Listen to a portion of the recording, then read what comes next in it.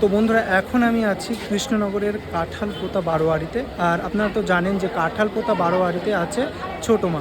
তো ছোটো মার আজকে হচ্ছে গহনা পরানো হচ্ছে, তো সেটাই কিন্তু আপনাদের দেখাবো। তো দেখুন, চলে এসেছি ছোটো মায়ের এখানে। আর এখান থেকে যদি আপনাদের দেখাই, সেটা হচ্ছে মায়ের যে গহনা, স্বর্ণ অলংকার থেকে শুরু করে রূপার যে অলংকার, সেটা কিন্তু পরানো হচ্ছে। মায়ের মুখটা একবার দেখুন কতটা সুন্দর লাগছে। ওখানে কিন্তু দুইজন দাদা রয়েছে যারা মায়ের গহনা পরাচ্ছে। এই পাশেই রয়েছে সিংহের বিরাট মূর্তি, সেটাও রয়েছে।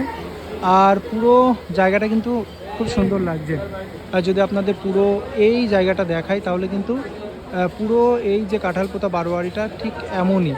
আর এখানেও কিন্তু প্রচুর মানুষ আসে।